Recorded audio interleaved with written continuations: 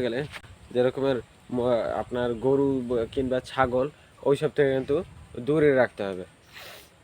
নাহলে দেখা যায় যে আপনি গাছটা লাগিয়ে গেলেন, হ্যাঁ, গরু ছাগল কেউ বেঁধেছে ওখানে, গাছটা এসে খেয়ে ফেললো, তখন এই গাছটা মরে যাবে। হ্যাঁ, আর গাছটা থেকে কোনো উপকারে আসবে না। তখন তো আপনার আর একটা গাছ এনে লাগানো লাগবে। আর গাছ লাগানোর একটা মৌসুম আছে।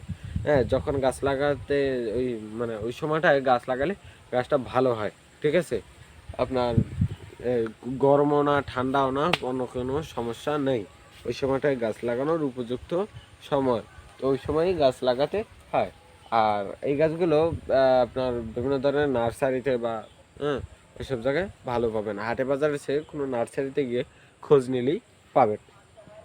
আর এই গাছগুলো থেকে আপনারা কিন্তু ব্যবসাও করতে পারেন। যেরকমের এই যদি কারো বড় বড় জায়গা থাকে তখন কিন্তু এই গাছগুলো লাগাতে পারেন, যেমন লিচু গাছ, সফেদা গাছ। হ্যাঁ, এগুলো দিয়ে কিন্তু মানুষ আপনার ব্যবসা করে। আম গাছ, কাঁঠাল গাছ এগুলো দিয়ে হ্যাঁ ফল হলে বিক্রি করে।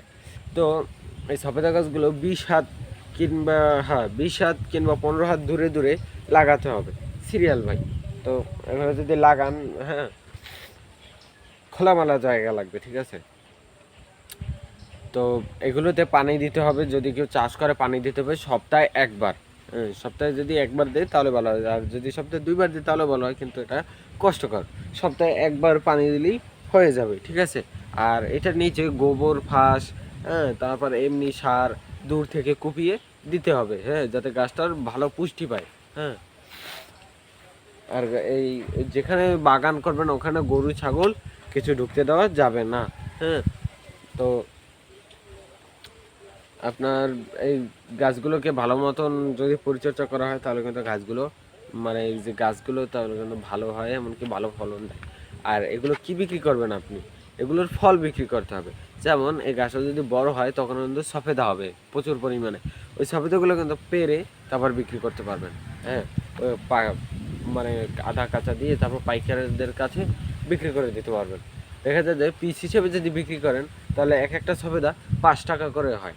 হ্যাঁ, যদি 5 টাকা করে দেওয়া যায়, এক একটা গাছে 300-400 সফেদা হয়, তাহলে কিন্তু প্রচুর পরিমাণে টাকা। হ্যাঁ, মানে অনেক টাকাই একটা গাছ থেকে ইনকাম হবে। তখন যদি ওরকম যদি আপনার 10টা কিংবা 20টা যদি গাছ থাকে, দেখা যায় যে বছরে 1 লাখ টাকা ইনকাম করা কোনো ব্যাপার না, যদি আরও যদি বেশি গাছও থাকে। আর এগুলো পিছনে একটু একটু সময় দেওয়া লাগে, মানে সপ্তাহে একদিন হলেও সময় দেওয়া লাগবে।